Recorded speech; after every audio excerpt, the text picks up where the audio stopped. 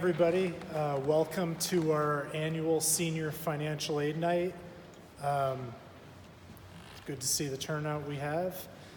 This is the type of presentation where I always feel very comfortable calling in an expert who deals with this on a daily basis. So we usually call to the Finance Authority of Maine, and they've left us many great resources in the back. If you didn't get any when you came in, be sure that you do. Just a couple quick announcements where we have seniors in the room. Many colleges are coming to visit us at this time of year at John Baptist. They usually come to visit our counseling office. Usually it's during a time when students have study hall. If they have class, they need to get permission from their teacher. But you can see who is coming in the weeks ahead on your Naviance account. And if it's a school that you're interested in, you can either come down and meet with the representative or email your counselors. We'd be glad to get information for you. A couple other key events coming up. If you have any interest in Husson University as a school, we have our annual decision day with Husson on November 15th. And then we have another one on the 20th with the University of New England. Now, what these decision days are, admissions representatives come here for pretty much a full school day.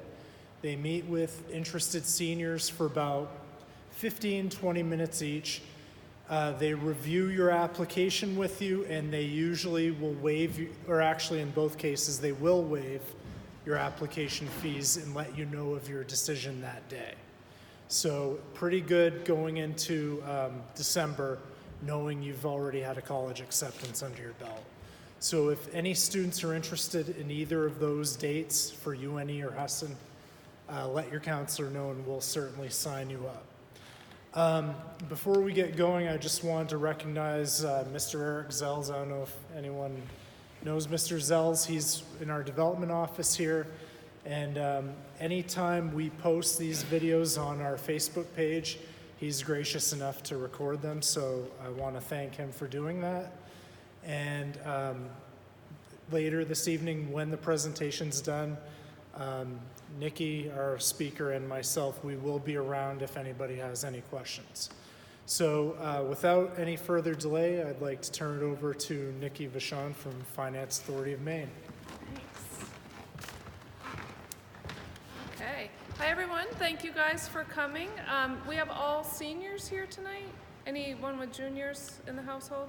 Just like to prepare myself. I'm Nikki Vachon. I am a financial aid nerd. I get really excited about financial aid when we talk about. I've been doing this for like 20 years, so I really enjoy what I do. So I love that I get to come and talk to you guys about what the process is going to look like as seniors. We're right in the thick of it, so it's a great time.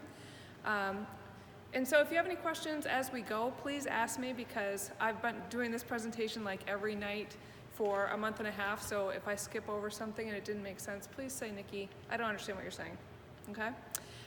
So as you guys are thinking about how to apply for financial aid, we just broke it down into 3 simple steps. You just got to get ready. We're going to apply for financial aid and we're going to follow up. We can do this, right? No problem. So just so you know, the green book, I have some out back. If for those of you who might be watching online, if you go to famemaine.com/publications, you can download this book or pieces of it if you just want a piece of it. Just wanted to let you guys know, financial aid is there to help you guys pay for school. If you're starting to feel really nervous about this process, just realize that financial aid is there to help. There's 2 types of financial aid. There's merit-based aid and there's need-based aid. So when you apply for admissions at colleges, the admissions office may have some merit money to award you. So they might have some scholarships they give out to try and lure you to come to their school. And it might be based on maybe your great grades, maybe good SAT scores, maybe you're a great athlete or musician or actor, or whatever it is that's cool about you. They might have some merit money for that. Once you get accepted, the financial aid office looks at your financial need and they award need-based aid. So that's how that works out. The financial aid office figures out your financial need by doing the form called the FAFSA. Has anyone done the FAFSA before? You know, we've got some experts right here in the house, so those people, raise your hand. I know you're an expert, right? right? Was it awful? Not terrible? Not bad. Half an hour, maybe, to do the form? I don't know. Okay, so sometimes there are some questions that will keep me in a job, is what I'm hearing, right? Okay, good deal. So financial aid, this FAFSA, is one form that we're gonna do online in October. And in October, we're not sure where we're going yet, right? We haven't been accepted yet at schools. On this form, you can list up to 10 colleges. So you're gonna list every college on that form that you're thinking about going to. You're gonna hit submit and it goes out to all those schools. If in December you find another college that you think is amazing and you wanna put that on your FAFSA, you just log back in, add that school, and it gets sent to them. So that's just that one form online that the financial aid office uses to figure out how much aid to give you. I want every single senior to do the FAFSA. If you guys know a senior that says, I'm not gonna do it, I'm not gonna qualify for anything, just to get a student loan, you need to do the FAFSA. So we're gonna talk about the student loan deal, but just realize that a lot of seniors, maybe they don't know. I talked to a senior today, he said, I don't know what I'm doing. I'm not gonna apply for financial aid. And I'm like, just do the FAFSA now. And later on, like maybe next May, if you change your mind and you know what you wanna do, it's already in place, right? And the FAFSA is something that when people say to me, how do I get the most money? The thing I say to them is make sure you do your FAFSA as soon as you can every October. Because tomorrow is October 1st and the FAFSA is gonna open for the seniors. So my advice to you is, I want you to do the FAFSA as soon as we can in October, but this year is very weird. We're having some technical difficulties. I'd give it about a week before you do that FAFSA. So we're gonna talk about that some more. So I just want every single senior to do the FAFSA, no matter what their plans are, okay? So as you guys start looking at colleges and you start researching schools to see what's gonna be a great fit for you, if you're looking at a school and you're thinking the school is way too expensive, I can't afford this, not even gonna try, every school has what's called a net price calculator on their website. And this is just an app. It's just a tool on their website. You can go plug in your information. They're gonna ask for grades, family's income, maybe SAT scores. You can enter that in. It gives you an estimate of how much aid they're gonna give you. And if you say, I wanna go back in and what if I bring my grades up or if I take SATs again, is that gonna make a difference? Like, you can't break this. Go ahead and check that out and just see what kind of aid they're gonna offer you. Because sometimes that most expensive school has the best financial aid, and after you apply, it ends up being the cheapest choice, right? So I'm all about finding what's gonna be the most affordable fit for you. I want you guys to start looking at deadlines. Whenever you see deadlines on a school's website or anything that sends you in the mail, just realize that that deadline usually has money attached to it. So that merit money that the admissions office has, you may have to apply for admissions by a certain date to be considered for that. The financial aid office may have a date that you have to do the FAFSA by to be considered for some of their need-based aid. So anytime you see deadline, I want you to see dollar signs. On page 16 of that, 25 of that green book, we made just a little worksheet of deadlines to look for. And then you can just jot it down, because if you're looking at a ton of different colleges, sooner or later the deadlines are gonna all fuzzy, get crazy, and you're not gonna remember them. So just write down your deadlines, super important. As you're looking at what they're gonna ask for admissions, thinking about how to apply for financial aid at every school could be a little bit different. We know every college is gonna ask you to do the FAFSA, but they may also ask for what's called a CSS profile. And there's only 3 schools in Maine that ask for this. This is an additional financial aid form. Colby, Bates, and Bowdoin are the only 3 in Maine that ask for that. They have amazing financial aid. So they ask for a little bit more information to make sure that they're giving their money to the right people. So that's why they ask for that additional form. So if you see that they're asking for that, don't be freaked out by that. To me, that just means they have great aid. And go ahead and fill that application out. As you guys are researching schools, I love to have a student go to the website of that college and search for merit scholarships. See how the admissions office gives away their money. So on this screen, I have just a snapshot of how Husson awards their financial aid. I just am familiar with Husson because that's where I used to work. Their merit money is based on having a certain grade point average and a certain SAT score. And if you're looking at that and you're thinking, man, I am so close to being like at $8,000 in a grant, you know you can take your SATs again. That's coming right up. Maybe you can get a better score the second time. We have a little time to bring your grades up. I mean, if you're looking at that thinking, man, I could really make my way into getting some of that money, it's just a great research tool to see how you can get some of this financial aid.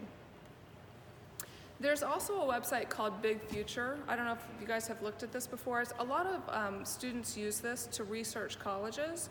It's just a warehouse of college information.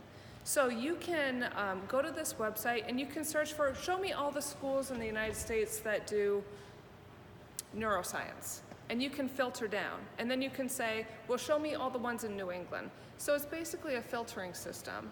There is a paying feature to this where you can say, show me all the schools that meet full financial need. And this is just another way to filter down to show you schools that offer great financial aid. So just another way to research some schools. I want you guys to start saving as much as you can. I know, Nikki, I don't have time to do this. I'm a senior. It's not going to make a difference. And I'm here to tell you every single dollar you guys save right now, you're not borrowing later. And I want you to borrow as little as possible. My goal is for you guys to get through college with as little student loan debt as possible. So you guys have birthdays, holidays coming up. You know you have someone in your family who gives bad gifts. Let's just open up a college savings account and then tell them we don't need any more gifts. You can just help us out with that, right? Start saving as much as you can. Start looking for scholarships now. We don't have to wait until later to do this. Page 8 of that green book, we have some websites where you guys can go to look. I always say, look close to home. Look at this like a bullseye. Look close to home first. Search for scholarships here. I think on the Navient, is that where you have some scholarships listed? Yeah, we have a lot of local scholarships. Yeah. So also on our FAME website, we list scholarships for Maine students. So start looking a little bit broader. On that page of the Green Book, we have some national search engines where it's a scholarship open to anyone in the United States. Go ahead and look there too. This is really your sweet spot right now. There's more scholarships available to high school seniors than any other age group. So start looking now, and if you see a scholarship that would have been perfect for you, but you missed it, just know these scholarships come up at the same time every year. So just put a reminder on your phone, next March, I'm gonna do the knitter scholarship, right? A lot of people don't apply because they don't think they're gonna get them. I'm here to tell you, I'm living proof. My grades were not fantastic and I got a lot of scholarships. And I think it was just because I applied. So definitely go after that free money. This is something that's gonna continue into college. So even when you're in college, go to the financial aid office and see if they have any scholarships you can apply for. Keep looking. Anytime that you have some free time, just keep looking for scholarships. Okay, so one of the things that I want you to do, this is the last part of getting ready. One of the things that you can do tonight if you haven't done it already, every senior needs what's called an FSA ID. This is a username and password you're gonna set up that you need to get into the FAFSA. This is also going to serve as your legal signature for anything financial aid related. So when you use it to get into the FAFSA, it's also you signing the FAFSA. If you take out a student loan later on, you need this FSA, the username and password. We need that FSA ID to sign your loan application because it's online.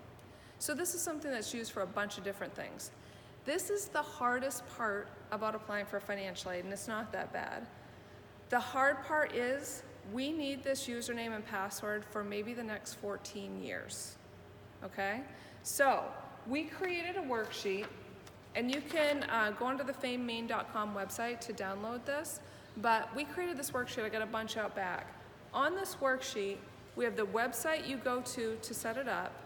On the back, we've got some directions on how to do this. As you guys create this, I want you to write it down. And then I want you to leave this at home. Because think about every October when we need to go in and do the FAFSA again, your parents are gonna need this to get into the FAFSA, right? You're gonna need this information to continue to apply for financial aid. 10 years down the road, If you need to change your loan payment, we might need this username and password to do that as well. So that's why I want you to write it down and keep it someplace safe. And I know that you're gonna remember it. People tell me that all the time. They're like, I got this, I'll remember it. After I get done laughing, then I'm like, just make an old lady happy and just write it down, okay? So write it down, keep it someplace safe. Just so you know, one parent in the household is also gonna need an FSA ID as well. So on the bottom of this sheet, there's a section for the parent to do the same thing. It's the same website. We're just gonna go in and create a parent username and password as well. Yes. So if I've done one of these like a few years ago, my parent name and is still the same? Yes. But then this student will have Yep. to do it. So you have done a FAFSA in the past for another child. That ID that you created is now your ID from here on out. So if you have to do more than one FAFSA, you're gonna use it to sign each FAFSA. So you don't need to make a new one. Absolutely, yep.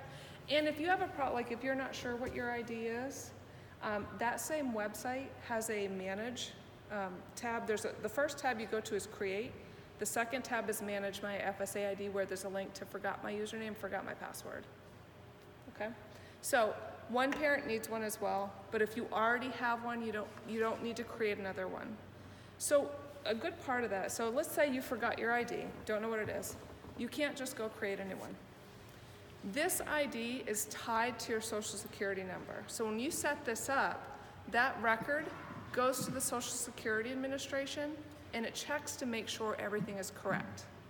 So it's gonna ask for your Social Security number, your legal name, and your date of birth.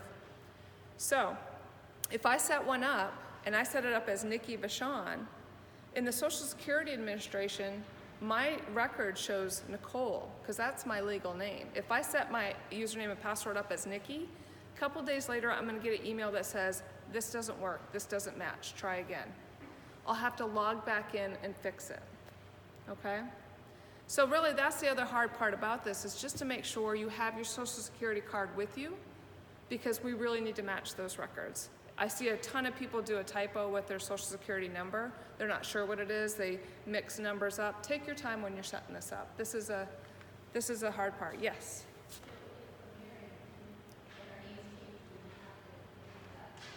So if you get married and your name changes, so was your name changed recently?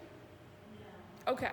So if it changed a while back and you had set your ID up, we just want to make sure it matches whatever is in the Social Security records now. If later on our name changes, you'll want to log back into that website and update it. Yep, great question, thanks. I also did want to mention, they're going to ask for you to enter a cell phone and an email address. And the reason they do that, does anyone else forget your username and passwords? I do, like every day. If you forget it or like you don't remember what your username is, they can email or text you a code, and then you are going to enter that code. You can reset your password or be shown your username. So that's why they're asking for that. Do we use John Bapp's email? Is that going to go away after graduation? No, it's active for Okay, so we can go ahead and use the John Bapp's email. Some high schools, their email addresses go away after graduation, so that's fine to use your high school email address.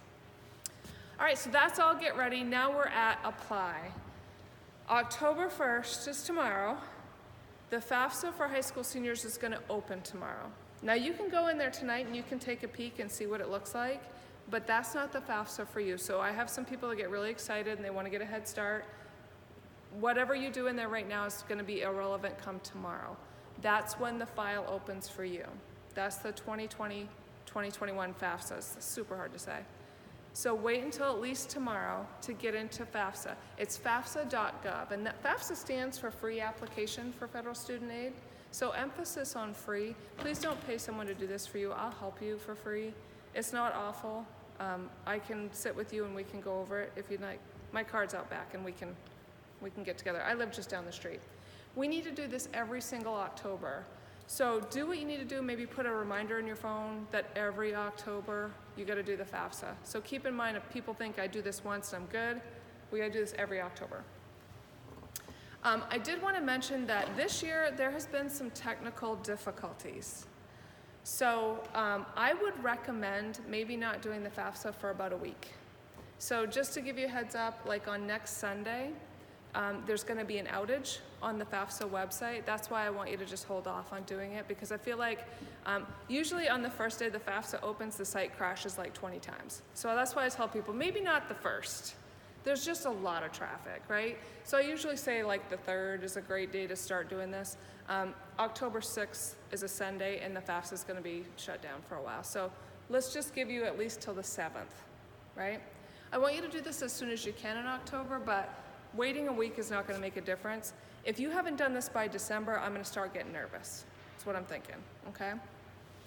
All right, so what are they going to need? When you sit down to do the FAFSA, we created a checklist of stuff to get together, and this, again, you can download this from the famemaine.com website. This blue sheet I've got out back, I've got a list of things to get together before you sit down to do this. They're going to ask about parent and student income information. So they're going to ask, did the parents complete a 2018 tax return? So those taxes that we worked on last April, that's what we're looking for, federal tax returns. Have that with you when you're sitting down to do the FAFSA. And I was talking to someone who said they did an extension. That's okay. You guys can wait until your taxes get done and maybe do this. But again, let's not wait till December to do this, right? You can actually, you can estimate information. If you don't have it done, that's fine. Get it done, and maybe later on we can go back in and update it. Extension's due the 15th. The 15th, yep. Yeah, so October 15th, the extensions usually run out, but sometimes people can apply and do an even longer extension. No, you're not going. So no, absolutely not going to happen. Okay, I feel good about that. That makes me happy. Okay, so I've mentioned parents a couple of times. Like, we're going to need parent income information. Not everyone has the same parent situation, right? I have a lot of parents that don't, students that don't live with their parents for a variety of reasons. Sometimes, like, your parents might have, your students might have 2 different parents in 2 different households. Like, I have 3 stepkids. My stepchildren have 4 parents total, which is a lot of parents, right? The FAFSA only has room for 2 parents. So on the back of this blue sheet, I have a who is my parent flowchart to see who we're gonna use. The FAFSA is looking for the parent the student lives with the most during the year. So my stepkids live with mom and stepdad more than us. So on their FAFSA, it's mom and stepdad. We are not on the FAFSA. Does that make, are we there? Yeah, we're good. Okay. When you're in the FAFSA, it's gonna ask, did your parents complete a tax return? And if you say yes, it's gonna say, do you wanna link to the IRS and pull your tax data in? This is called IRS data retrieval. So if your taxes are already at the IRS and they've been done for a while, I'm not talking about my extension people right now. If the IRS has your taxes in their system, the FAFSA will take you to that website. The IRS will verify your identity by saying, what is the address listed on your tax returns? You enter that in, they will find your tax data. You can say transfer now, and that will pull your tax data into the FAFSA. It answers a ton of questions. Slick. Here's the hard part. The IRS is very picky. I don't know if you know this about them. Super particular. You have to enter your address exactly as is listed on your tax returns. So for example, I have a dad whose tax accountant put a typo in the street address. We had to enter the typo to make it work. So have your taxes handy. That'll help you with that whole address verification thing, okay? So if you can do that whole tax data retrieval thing, awesome, do that. Okay, so another question that is always answered incorrectly on the FAFSA, I just want to give you guys a heads up. If you are asked about assets, what kind of assets do you have in the household? Well, if I think about my assets, I've got a house and I've got a retirement account, and that's it, right? We don't list the house or retirement account on the FAFSA. So the financial aid people don't want you to be homeless, and they don't want you to not be able to retire because putting your kid through school. So these are the assets we're looking for on the bottom of the sheet. If you're asked about assets, I just want you to remember, people always list the value of their house. I don't want you to list that. You don't need to.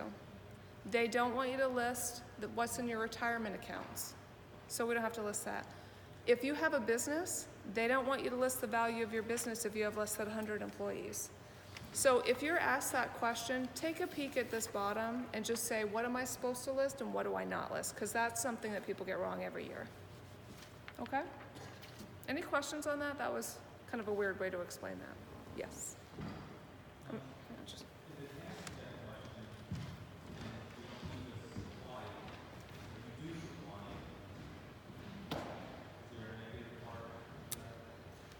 Yeah, so I have a lot of people who list the value of their home, and when you're applying for financial aid, you don't want to tell them you have more money than you actually don't have to list. Does that make sense?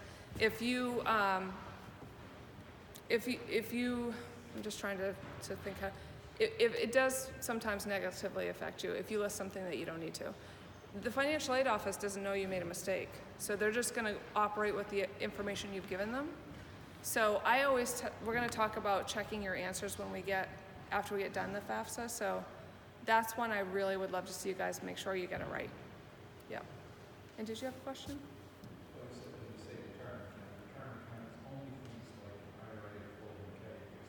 Yes.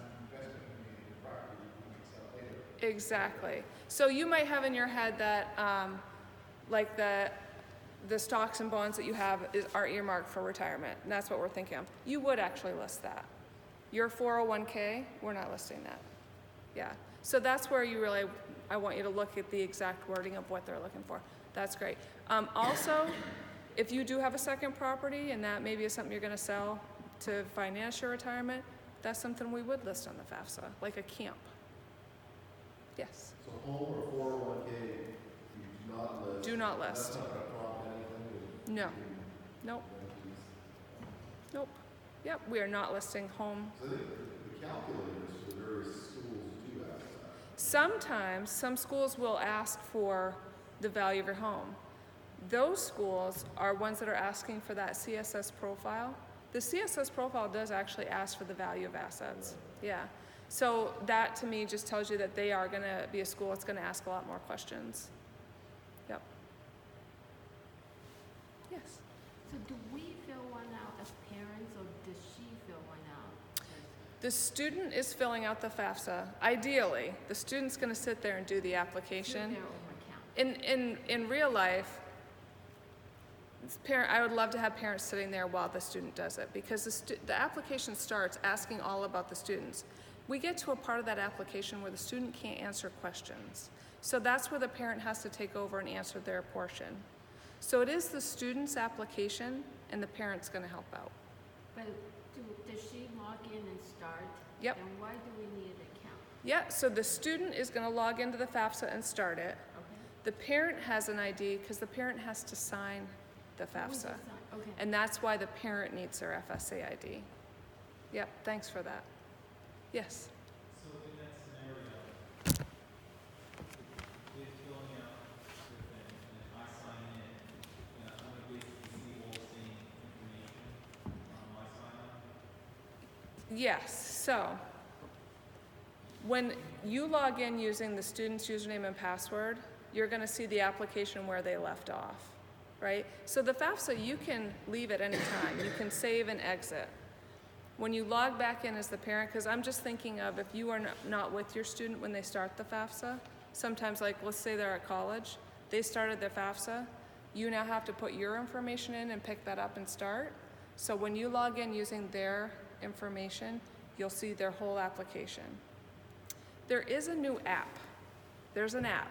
There's an FSA ID, right? Surprising. They're trying to move into a mobile delivery system. You as a parent can log into the app and only see your portion, and you won't be able to see anything that the student did. I'm not a big fan of the app. I feel like it's a little clunky right now. It's only been around for like a year. So I say go to the web version and use that instead. Was that confusing? Probably. I would say go to the website. Some people do the FAFSA on their phone. I'm 47, I can't see a phone, so use a computer. That's my best advice. See the tiny print on a computer on a large screen where you can zoom it. Yep, okay. Are we good? I don't want to move on before. Okay. All right, so If you have multiple kids in your household that need to do a FAFSA, this is a huge improvement that they have made. There's a congratulations screen at the end that says, congratulations, you filed your FAFSA, here's your information. There is a link on that that says, do you have a brother or sister that needs to do a FAFSA? If you click on that, a new FAFSA opens and it drags all that parent information over so you don't have to re-enter it. Time saver, right? Okay, so that's a good thing. So what we're seeing on the screen right now is just a picture of why deadlines are so important. If the same person applied for financial aid at 3 different times during the years, the amount of money they qualify can change. So if I go in October and I apply for financial aid, if I qualify for a whole bunch of money, awesome. Sometimes I miss deadlines, I forget to do stuff. If I miss the school's priority deadline, the school's not gonna award me some of their money. And some schools won't give you a second chance at it. Like sometimes what you get that freshman year, you continue to get that every year. And if you like miss a deadline year 1, they're not gonna look at you year 2 for some of that money. So that's just why I want everyone to know every October we're gonna do the FAFSA so that we can make sure you qualify for as much as possible. If I am like the kid I talked to today who said, I don't know what I'm gonna do, I'm not gonna do a FAFSA, I guarantee you I'm gonna get a call next July and he's gonna call me and say, I'd like to go to school now. If he waits till next July to do this, he's missed the school's deadlines, he's missed the Maine State Grant deadlines. There's a ton of money we've missed, right? So every senior should do a FAFSA, and if we don't ever use it, that's fine. We're not out anything, didn't cost anything. It cost me maybe 20 minutes to do it, right? So every senior. Okay, so now we're at follow-up. You've done your FAFSA. A couple days later, you're gonna get an email that says your student aid report is available to view. This means your FAFSA is done processing. You can now log back in and see everything that you said. You can review your answers. I'd love to have you log back in just to see what you said, because sometimes when you're looking through that, you can see a mistake that might stand out. If you listed you have $1 million in your checking account and that is not accurate, that's gonna stand out to you, right? If you see that, there's a link right underneath that that says make corrections. You click on that, you get back in and you fix it. Yes. So you're using your 2018 cash. Yes. You're using value of the assets As as of what date? of, okay, so when you file the FAFSA, we're asking for 2018 tax information. If they ask about assets, they are asking as of today, what is the value of your cash checking or savings account? Yeah. Yeah, so for me, after I pay all my bills, that number's very different. So, right. And when you fill it out, absolutely. Yep, a lot of the questions are as of today. It'll start with, as of today, are your parents married, divorced, widowed? Yeah. Mm-hmm. And maybe so so this might be a timing thing for you. If you're looking at selling a property and when that money comes in from selling your property, there's no cash. Okay. Right. Yeah. That's a good idea to think about the timing of doing this. Yep, that's completely legit. Yes. After the older sibling graduates from college, Yes. and she's still in school, what do you do with the rest of that? Because he won't be applying for. So the older student has graduated from college. The younger one, are we still doing? Yeah, we're still doing the same process. It's just going to be one FAFSA that you have to do. So, but if he does the application again with him and adds a sibling, This. he's graduated, what do you do then? Yeah, so when we add the sibling, so once that older student has graduated, we don't have to do that adding a sibling thing. It's actually just a way to, it's just a whole new application. It's just a shortcut. Yeah. Also, where there's two kids, do they tend to get less money? So having more kids in your household in college, does that help you? Yes. But Yep. I mean, if you have 2 kids getting the financial aid, will each kid get less money, or do they still will get just as much? Like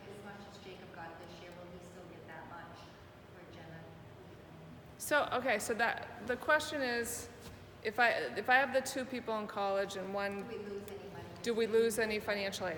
So, okay, so let me just make that a hard maybe, okay? Right, so, if you, let's say, you file your FAFSA and the end results are that you're gonna get some grant money, whatever. Now the second kid comes along. Now the FAFSA realizes that you now have two very expensive kids, right? So, and not necessarily a bad thing, right? But it does take into account that you now have an extra person going to college and your expenses have now doubled. So it does help the results of the FAFSA, but will it affect the aid? What if you qualified for maximum financial aid? You can't get more than maximum, right? So that's kind of a hard maybe. The FAFSA will definitely be affected by having more than one kid in the household in college. Whether or not it affects the aid, that's where we're gonna watch it. Yep, definitely helps. Any other questions? But it only impacts if they're in college. It doesn't impact if they're paying tuition here at John Baptist out of pocket plus any. Great point. It doesn't necessarily affect if you're paying tuition at John Baptist. The FAFSA, that's not gonna take into account until that other kid goes to college. However, I get a situation that we're gonna look at. That's a great point. Hold tight to that for a second, okay? I'm so glad you came. Okay, so 30% of all students that file a FAFSA get selected for a process called verification, and this freaks people out. They get super nervous about this. It's a random check, and I say random, there's some science to it. Just keep in mind that all it means to you is that the college is required to check your FAFSA answers, and if you made a mistake, they're gonna fix it. So if you get selected for verification, they're gonna ask for tax returns, you'll have to fill out a form, maybe you send W-2s, right? The financial aid office is gonna look at your information and fix anything if you made a mistake. It doesn't mean you made a mistake. 9 times out of 10, there's no problem at all. So don't feel like that you did anything wrong. It's just a checks and balances system, right? If you don't use that IRS data retrieval, you're very likely to be selected for verification. Those are the people that get selected. Yes?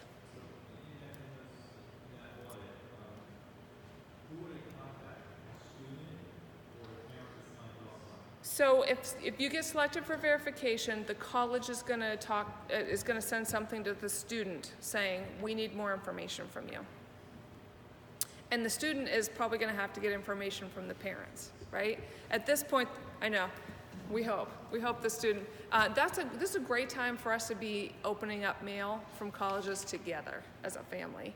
Because a lot of times once you apply, the school's gonna start asking for more information from you. So it's great to just keep an eye out. I want you to watch email daily. I know that the younger people are not great with the email, but once we apply for financial aid, the main mode of communication between schools and students is usually email. So it's great to be watching student email accounts. Okay? I feel like there was something else I wanted to add to that. Okay. If I think of it later, I'll add on. Okay. So everything on that FAFSA is part of an equation, and the end result is called expected family contribution. This is the worst name ever. People get very nervous when they're expected to contribute something, right? All this means to you, this is a number that is really just a measurement of your financial strength of the family, right? It does not mean this is what you have to pay to go to school. So think about if you have an expected family contribution, we call it EFC. If you have an EFC of $18,000, if you went to Eastern Maine Community College, it doesn't even cost that much. So don't feel like that number is what you're paying. If you have a 0 expected family contribution, it doesn't mean you're not paying anything. It means you just have high need. So that's kind of what that number is. If you all went to the college that I worked at, this is how I'd put you in line of who has a lot of need and who doesn't. This is just kind of like, I would look at certain programs and say, yep, they meet the EFC qualification, they're eligible. That's what that number means. If that number is $1 million and you don't have $1 million, I want you to panic. Go look at that student aid report because maybe you made a mistake, okay? It can also be like a red flag.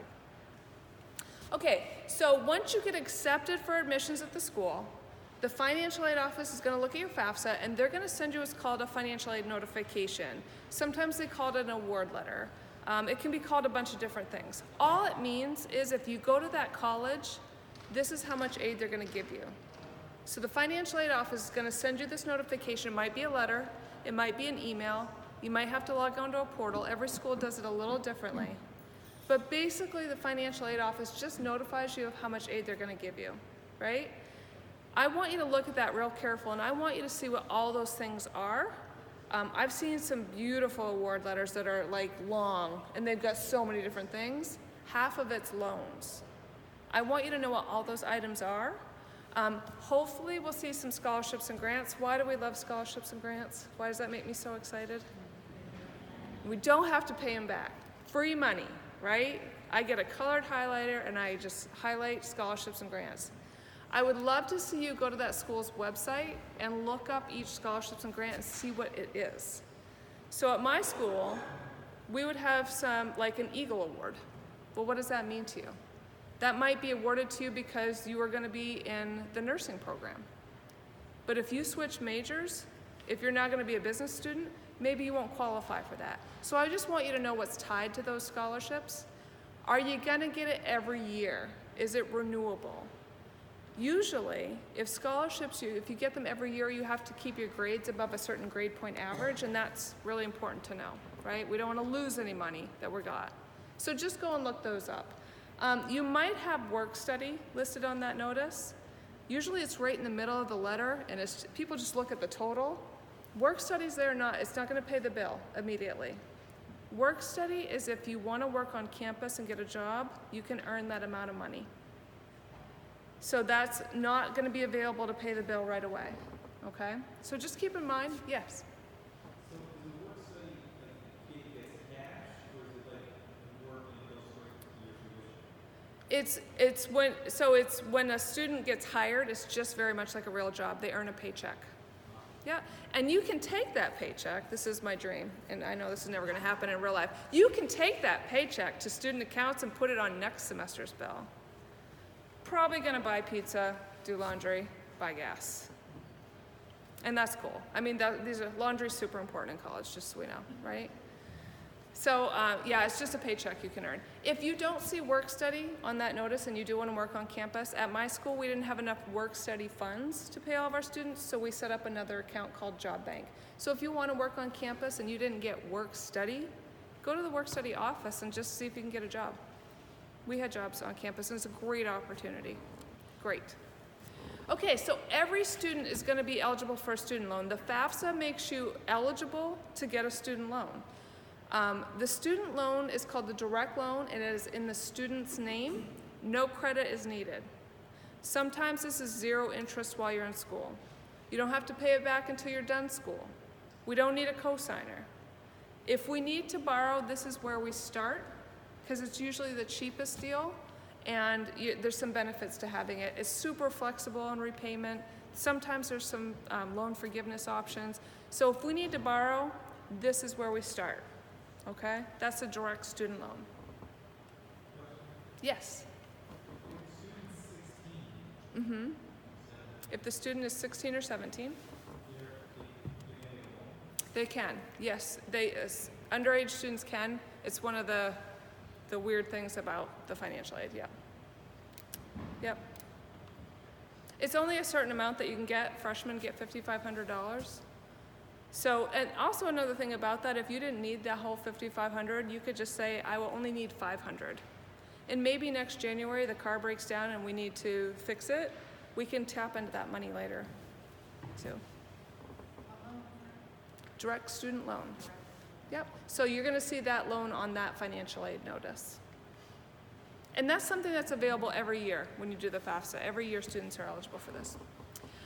Okay, so, that financial aid offer, like I said, it can come to you in many different ways. It might come by email, it might come by mail. So just be watching how you're gonna get that information. So watch your email carefully. And I want you to, again, review it carefully. I would love to have you guys apply to at least 3 colleges, be accepted at a handful, because I want you to use that notice and figure out what's gonna be the most affordable option. I want you to look at buying your education like you're buying a house, right? This could be one of the most expensive things you ever buy. I want you to look at the cost of it. Like when you're looking at a house, the cost is very important to us, right? And we don't look at just one house. We look at I think I looked at 40 houses before we bought ours. So I want you to look at a bunch of schools, apply to a bunch, get those award notices, and then on page 16 of that green book, we have a worksheet where you can figure out, with that financial aid offer sitting in front of you, what it means to you. I get people who give me this letter and they're like, I don't know what it means. Can we pay? Am I good? Like, was this a good offer? This worksheet is where I want you to figure out what it costs you for 1 year. So if you take the cost to go there, tuition and fees, room and board, and you subtract the free money that they're gonna give you, the grants and scholarships, what's left over is called your net price. That's what it costs you for 1 year. And that's what I want you to look at. If you get accepted at like 3 different colleges, I want you to see what your net price is at each one, because maybe you love school A, but school B is 1/3 of the cost. And if you gotta take out student loans, this is gonna be crucial, right? So, talking about student loans, just another thing. People think I'm just gonna take out student loans. It's what everyone does. A lot of people do take out student loans. The rule is we're never gonna borrow more than our first year's salary. So you can go online. Department of Labor Statistics has a website called Career One Stop where you can look up what your salary is gonna be. And if we're looking at taking out some student loan debt, I don't want it to be more than your first year's salary, right? So if we do this worksheet and I figure it's gonna cost me $25,000 for 1 year to go to my school and I gotta be there 4 years, if I'm borrowing $100,000, my income better be above $100,000, right? Because that's just gonna be super hard to repay. Never borrow more than your first year's salary. That's our rule. Okay, did that make sense? Okay, if not, let me know. I'm gonna be here. Yes.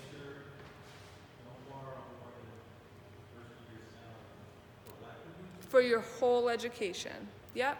So if I figure out how much I gotta borrow for year 1, I can multiply that by the number of years I'm gonna be there. And that's how I can figure out what my debt load's gonna be when I graduate. Okay. And you know what, if it's that school is super expensive and we gotta go there, there's other pathways too. We can do 1 year close to home. You can get your gen eds done at Eastern Maine Community College super cheap, then transfer. Like there's other pathways. You guys can take early college credits. You can get some credits here so you don't have to take them there and pay for it. If they do that, will their scholarships still be valid for, If they say they earn scholarships, get scholarships, yeah. would they be able to hold on to those if they decide to stay home and do those? So if they earn some scholarships, let's say at graduation, and they decide not to go to that dream school until year 2, every scholarship organization is a little bit different. You might be able to contact them and say, please hold on to that for my 2nd year. And a lot of times they will do that. If they say, no, I gotta send it to a school, well, let them send it to Eastern Maine Community College. If your account gets overpaid, that money must be sent back to you. You'll put that in a savings account and use it to pay for next year. Does that make sense? Yeah. Okay. So I just want you to make sure that once you decide where you want to go, you want to have to respond to that school and tell them you want that money. You have to accept it. A lot of schools are using portals now where you log onto a portal and check off the things that you want, because otherwise they may think that you're not going to their school, and if you don't respond by a certain date, I know University of Maine has a sharp deadline. You must accept the deadline, accept their aid by a certain date. Just realize that there's a follow-up step to that as well. Okay. So, as you're doing the FAFSA, keep in mind that the FAFSA doesn't ask for a lot of information, like, do you have to pay a private school tuition? Do you have unusual medical expenses? Maybe 2018 was a great year financially, but 2019 is not so great. There's something called an appeal. We also call it a professional judgment, where you can contact the financial aid office and say, I have this unusual expense. Will you take that into consideration? The school can collect information for you and adjust your FAFSA to reflect what's going on with you. Like if you have to pay tuition at a private school, you can appeal that. Does that make sense? You can say, maybe I have had a severe illness and maybe I'm paying back old medical bills, and the FAFSA doesn't ask about that. Maybe someone recently lost a job and now that income is not there. I have families where they've recently got a divorce, so now that income is not there anymore. Now there's just one income in the household instead of two. So there's situations, I just don't want anyone to ever suffer in silence and think, oh, it's just the way it is. You can appeal these things. And this is not unusual, it's not weird, and we're not gonna feel bad about you contacting us. This is something that we deal with every day, and we want you to contact us and say, please appeal my aid. Okay, so that's all applying for financial aid. I still want you guys to reduce your expenses as much as you can. So I was talking earlier about maybe taking, if you guys you're taking college level classes right now in high school. Are you taking early college? What are we taking? AP, dual enrollment? A lot of AP classes? What does that cost to do that?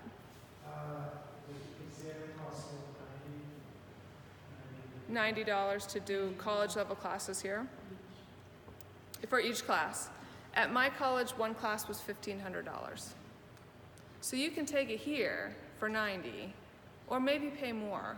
I mean, even at Eastern Maine Community College, one class is like $300. So this is a great savings for you guys, right?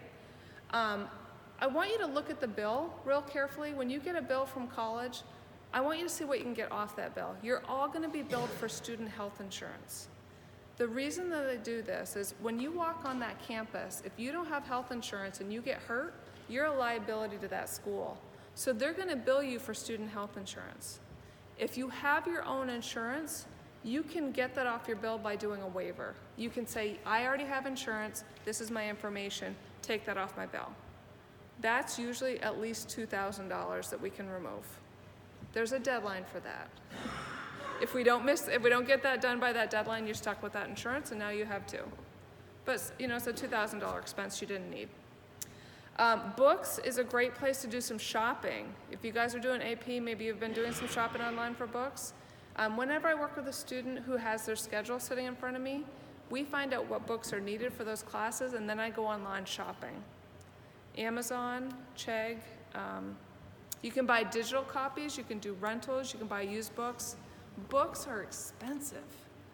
Try to find your cheapest option, right? Just be careful with those books. Book manufacturers have kind of gotten wise to the fact that students have been doing this for years. They've been buying books from each other. They might have a one-time use key that you need to go online and unlock the rest of the information that's not in the book. If that's the situation, buy the new copy. But a lot of books you can get cheaper. So what do you do if the financial aid is just not enough? You want to go to this dream school, but they just did not give you enough financial aid. The first thing I'm going to ask you is, do you have any savings? Because even if it's just a little bit, if we can put your savings towards that bill, maybe what's left we can do in a payment plan, which is something that you do through the school, and they take that bill and divide it into a monthly payment. If we can do that, it's cheaper than taking out a loan and paying interest and fees. There is a Parent Plus loan, which is a loan in the parent's name. That is a federal loan, so that you have to do the FAFSA for as well. That is credit-based. So if a parent says they don't have good credit, just so you know, I'm like, you can get denied for that, but if a parent is denied, the student gets more in that direct loan. So it's like a plan B. When someone says, I can't do the loan, I got bad credit, I'm like, great. Let's apply for the loan and get your kids some more money in their direct loan. Sounds weird, but I got a plan. Stick with me, right? There are also private loans. Private loans are through banks. This is a bank product.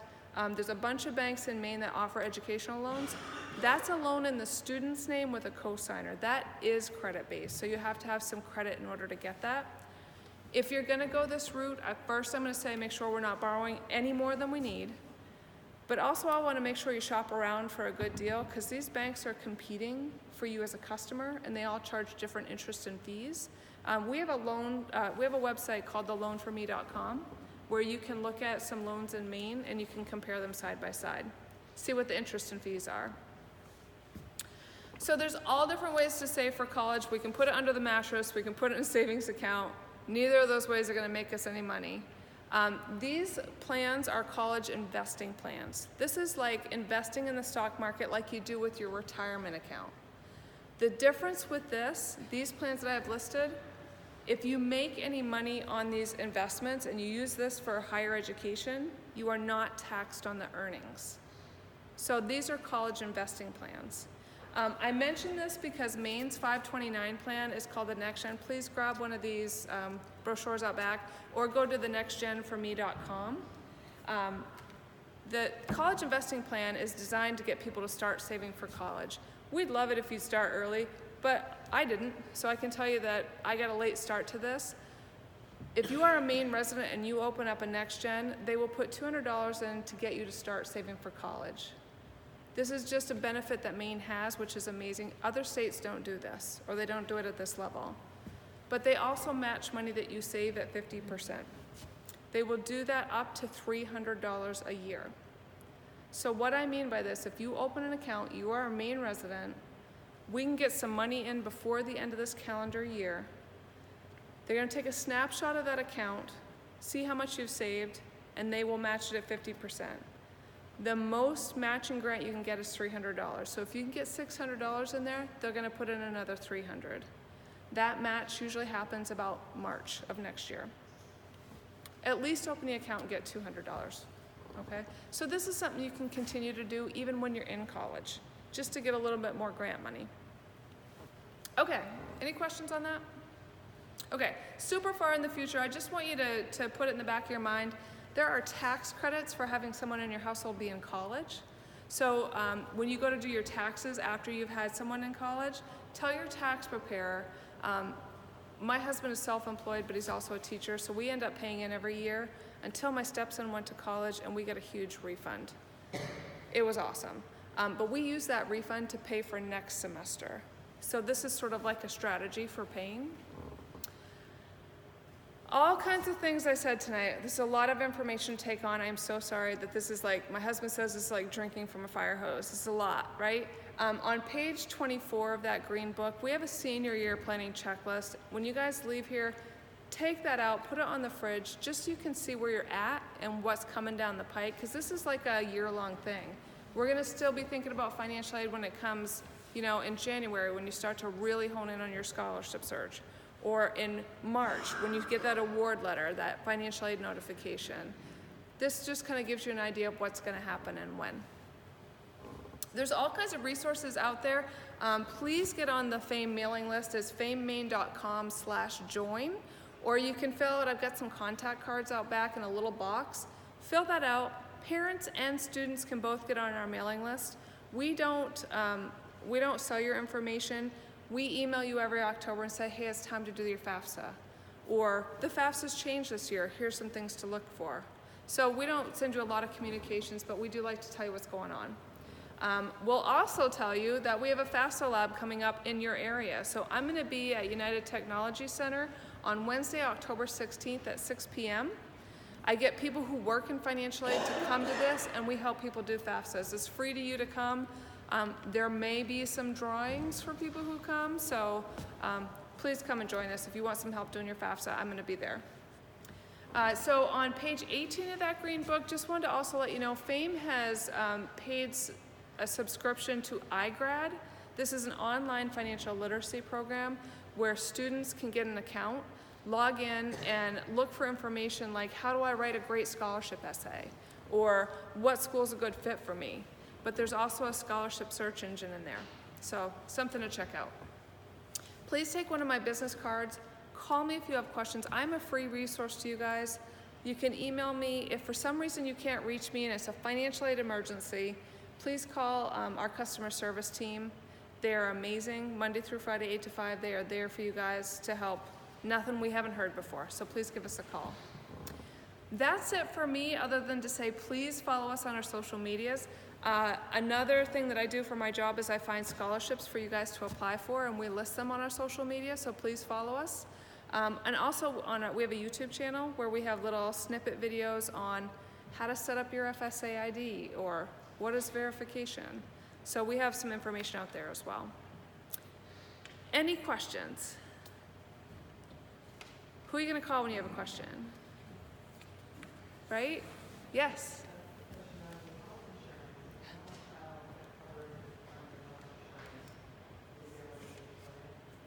Is, if you have a student, someone who's,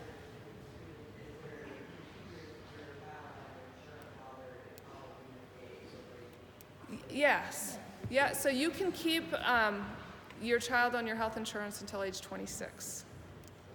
26. I would love it if it were 46.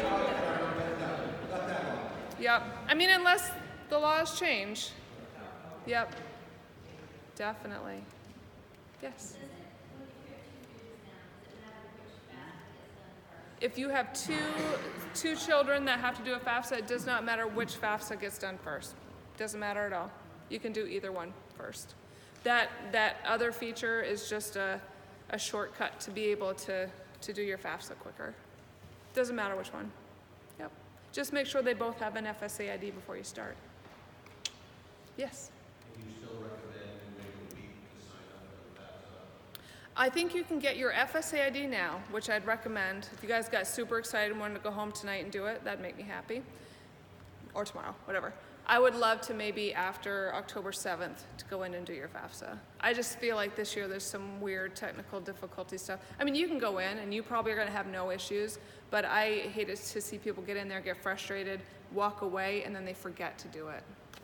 So ID now and then ID now, fully in a week. yeah, in about, a week I'd get at the FAFSA. I did your junior one last year and I went and got my FSA ID at that point, but that's still okay. Yes, if you did your FSADs last March, that ID's sitting there waiting for you to use. You don't have to set up a new one. Actually, you can't.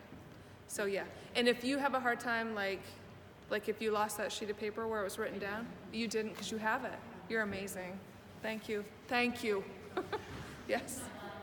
Right? You have a folder, right? Yes.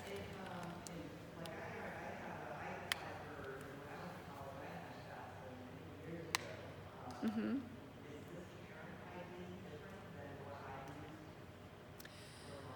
So the FSA ID is about 4 years old. So if you filed a FAFSA 10 years ago, the FSA ID didn't exist then. They had what's called a PIN. It was a 4-digit number. That's gone. You have to create an ID. If you created 3 years ago an FSA ID, that's what you gotta use. So yeah, you're starting from scratch with an FSA ID. Yep, perfect. So I don't have to go through Jacob's FAFSA to do Jenna's. You do not have to start with your oldest kid to do that FAFSA first. You could do the youngest first. Doesn't matter. Yep, either is fine. Yes. My wife went back to school. Mm-hmm. So we still have student loans from her. Yes. School, 5 years ago. So we're still paying the student loans. Is that factored into the FAFSA at some point in time? So, we have a parent who has loans of their own. You can appeal based on that unusual expense that you have. The FAFSA is not going to ask about any student loans or any loans really that a parent might have. But once you get that FAFSA done, you can talk to the financial aid office about maybe appealing based on you having unusual debts that other people may not have. Those assets, we use assets at the net value of the loans against them. So you wouldn't, for example, list the value of the property, you would have $200,000 mortgage, but you would list Right. the asset value. You would not, no, the FAFSA is not going to ask about any student loans that you have. I would definitely look into appealing any debts that you have that other people might not have. FAFSA, the math behind the FAFSA considers that you have a mortgage, you have heating, electricity, you have usual expenses. Unusual expenses, a parent loan, paying for tuition at a private school, medical expenses. There's some random thing, like a roof, someone said their roof collapsed and they needed to automatically just get one out of nowhere. Super surprised to them. That was something I said, call them and appeal it, because that's a huge expense. Yeah. It's always worth throwing it out there. The worst case scenario, the financial aid office will say we can't do anything about it. You're not out anything. I just wanted to say something to Yeah. your point Do you wanna come on? courses, yeah. So, Nikki was talking a little bit about college credits that you can get now. So there's a couple of avenues you can do that. One is through your AP classes that your students are taking. So you should have hopefully received AP scores back from last year. Usually if it's a 3 or higher, the school will give course credit for that class. If you go to, I know Husson's website and the University of Maine's website, they actually have a table there. If you got a 3, it counts for this class. If you got a 4 or 5, it counts for this 1 or 2 classes. I've had many students come from here and have a semester to a year done already at the University of Maine. So that's right on there. That's something you can go right on their website and see. Husson also has a similar table on theirs. Some schools now not accepting, like Harvard has it, this class is incoming, Harvard's no longer gonna accept it. Right. Well, because if it's a highly selective school like an Ivy, like any school really that I'd say has a 40% or lower acceptance rate, they're going to expect that caliber of student to take AP classes. And they're going to say, well, that's nice, but we want you to take our calculus too. And so on and so on. So that is the case with highly selective schools. They will often have you do that. Even students I've had go to the University of Maine for engineering, let's say, they may have AP calculus credit here, but they still, and they may give them that elective credit, but they still may have them take their calculus for engineers, hypothetically. So there is also the opportunity, and I know we usually talk about this with our students on a more individual level, but there are opportunities available for students to take classes at Husson, at the University of Maine, at Eastern Maine Community College. They all have very good aspirations programs. Through Husson, they have early, ECAP is the name of their program. They're essentially free to very low cost college classes that your students can take. Here's the drawback of them. Usually, because of our rotating schedule, they cannot be during the school day. Because Wednesday one week, they may have a study hall. Wednesday the next week, they don't have a study hall. That's just the way our schedule works. So usually when we help students find those courses, it's outside the school day. It has to be something they can transport themselves to. And quite honestly, it's got to be something they have time for. We have a lot of very busy and involved kids. They have jobs, they're in sports. It does apply to online courses at times, but usually what I've found in many cases is high school kids usually get the extra seats. The full-time students at those schools usually have first priority in some of these classes. So that's always an option too, especially if it's a class we don't offer here. I know, for example, we had one section of anatomy here this year. It filled up really quickly. So we've had a lot of students who have asked about taking anatomy courses at either UMaine or Husson. Oddly enough, we now have an AP psychology course because of this whole process, because we had so many kids here about 4 years ago who were really interested in taking psychology that after a while we're just like, you know what, let's just teach a class in psychology here. So in a way, it does impact positive change. So there are those opportunities. The other thing I want to point out, specifically with UMaine, they have right on their website their merit scholarship program, and it's very specific. They will say, we want a 3.0 average or higher. So a 3.0 for John Baptist translates to an 88 or higher. And then they'll have benchmarks for different SAT or ACT scores. So as Mrs. Walsh and I have been doing senior conferences lately, we'll talk with kids, do you plan on taking an SAT this fall? Well, I don't know. And then we'll look and say, well, if you get 10 more points on your SAT, that's $2,000 more a year. And then they're like, oh, well, I don't know. And I'm like, your parents would really want you to do this right now. So, you know, we are encouraging them to do this, but those types of things are on school websites that you're interested in attending. And one of the things we say as a consistent message to all students is if you are applying to a school that has a priority or early action deadline, not early decision, but early action, usually that is when you would be eligible for these merit scholarships. So definitely take advantage of that. We do our best to get kids to send in all their applications. Usually my tagline is do it by Thanksgiving, which is actually usually right before all of the early action deadlines, so that if they do have the right GPA and test scores, they'd be eligible for those merit scholarships. And again, I think a lot of our students in the past have gotten fantastic scholarships, and we've had many students here who, between their APs and some of the scholarships they get, it's very easy for them to finish their bachelor's degree in 3 years, or double major, or do their bachelor's and MBA in 4 years. It definitely has been something that when we talk to alums, they're definitely in a position to get through their collegiate goals a lot faster.